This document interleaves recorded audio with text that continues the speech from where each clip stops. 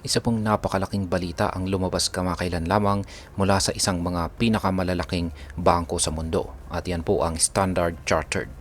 Ayon po sa kanilang crypto research head na si Ginoong Jeffrey Kendrick, si Bitcoin ay posibleng umabot daw ng kalahating milyong dolyar o $500,000 sa loob lamang ng 3 taon. Yan, oo, tama po ang narinig mo. Isang napakalaking pagtaas mula sa kasalukuyang presyo nito. Pero paano at bakit po ito mangyayari? Yan po ang siyang pag-uusapan natin sa video na ito. Pero bago po tayo magpatuloy ay nais ko lamang po munang bigyang linaw ang aking disclaimer kung saan ang nilalaman po ng video na ito ay hindi po ito isang financial advice. For education and information purposes lamang po ang layunin nito. Ayan, umpisan po natin sa kung ano po ang magtutulak ng pagtaas ng presyo nitong si Bitcoin. Yan, ayon po kay Ginoong Kendrick, may ilang mga mahalagang dahilan kung bakit maaring lumipad ang presyo ni Bitcoin. Una na rito ay ang lumalawak na access kay Bitcoin. Sa kasalukuyan ay mas maraming tao na ang may kakayahang bumili at mag-trade ng Bitcoin dahil sa mga bagong financial products tulad po ng Bitcoin Spot Exchange Traded Funds o ETF. Isa pang dahilan na binanggit niya ay ang epekto ni Pangulong Donald Trump sa crypto market. Simula nang ipinahayag ni Pangulong Trump ang kanyang interes sa muling pagtakbo bilang Pangulo ng US, nagkaroon siya ng malinaw na position tungkol kay Bitcoin at sa iba pang mga digital assets. Ayon sa kanya, gusto niyang bigyan ng malinaw na regulasyon ang crypto para lalo itong lumago. At hindi lamang po yan. Isa sa mga plano niya ay ang paggawa ng Bitcoin Reserve ng US na maaari pong magpunsod ng global adoption kay Bitcoin. Kapag nangyari ito, malaki po ang posibilidad na susunod rin ang ibang bansa sa pagsuporta kay Bitcoin bilang isang mahalagang asset. Ngayon ay paano nga ba makakatulong ang Bitcoin Spot ETF?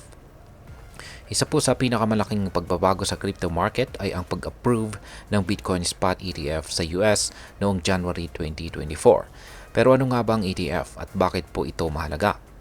Yan, sa mga hindi nakakalam, ang Exchange Traded Fund or ETF ay isa po itong uri ng investment product na nagbibigay daan sa mga tao, lalo na sa malalaking investors na makabili ng Bitcoin nang hindi po kinakailangang direktang humawak nito.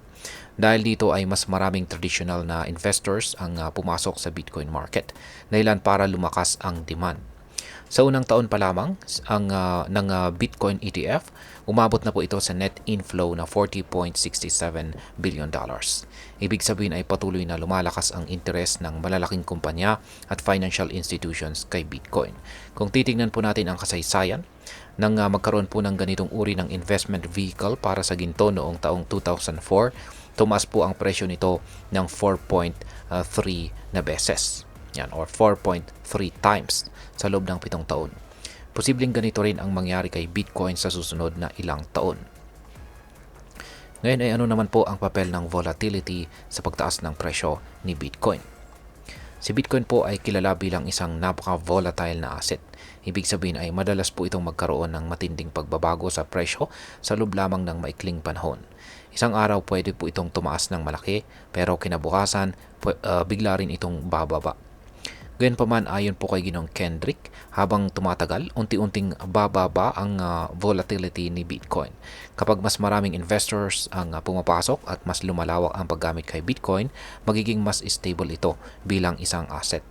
At kapag nangyari ito, mas magiging kaakit-akit ito sa malalaking investors na siyang magpapataas ng demand at presyo nito. Ngayon ay paano po makakaapekto si Pangulong Donald Trump sa kinabukasan ni Bitcoin? Sa kasalukuyang administrasyon po ni Pangulong Trump, mas friendly po ang gobyerno ng US sa cryptocurrency. Katunayan, isa sa kanyang mga hakbang ay ang paglikha or pag-create ng Digital Asset Working Committee upang mapanatili ang posisyon ng US bilang isang global leader sa crypto industry. Bukod dito ay itinalaga po niya si Ginoong Paul Atkins bilang bagong chairman ng Securities and Exchange Commission or SEC at si Ginoong Mark Oyeda bilang acting chairman. Isa sa mga naging resulta nito ay ang pagtanggal ng isang mahigpit na regulasyon na tinatawag po na Staff Accounting Bulletin or SAB 121 na nagbukas ng pintuan para sa mga bangko na mag-hold ng Bitcoin bilang bahagi ng kanilang financial reserves. Dahil dito ay may mga haka-haka na ang US ay maaaring gumawa ng isang Bitcoin stockpile o storage ng Bitcoin bilang bahagi ng kanilang national reserve. Kung mangyari ito, posibleng sundan po ito ng ibang bansa na siyang magpapalakas lalo sa global adoption ni Bitcoin. Ngayon ay ano po ang prediction ng Standard Chartered sa presyo ni Bitcoin? Batay po sa kanilang pagsusuri ay ang kanilang pagsusuri ay yan sa taong 2025 ay aabot daw si Bitcoin sa presyong $200,000. Ayan, ngayong taon po yan. At next year o taong 2026, tataas naman daw po ito sa presyong $300,000. Ayan, pagsapit naman ng taong 2027 ay aabot po ito sa $400,000. At taong 2028 ay posible daw po itong umabot yan sa kalahating $1,000,000 or $500,000. Kung totoo po ito, isang napakalaking pagtaas po ito mula sa kasalukuyang presyo ni Bitcoin ngayon. At ngayon ay ano naman po ang maaaring maging epekto nito para sa atin bilang mga Pinoy crypto traders at investors, lalong-lalo na sa mga interesado kay Bitcoin. Ayan, para sa atin ay napakagandang balita nito.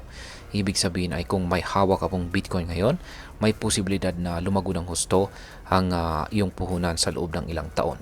Para naman sa mga nagbabalak pa lamang na pumasok, maaaring magandang pagkakataon ito para pag-isipan kung kailan ang tamang panahon para bumili.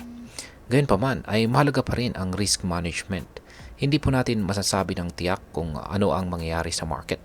Kaya mainam po na mag-research, gumamit po ng tamang strategy at huwag pong mag-invest ng hindi mo kayang mawala. At sa kabuuan, ang prediction po ng Standard Chartered ay isang matinding indikasyon na si Bitcoin ay patuloy na lumalakas at nagiging isang lehitimong asset sa global economy.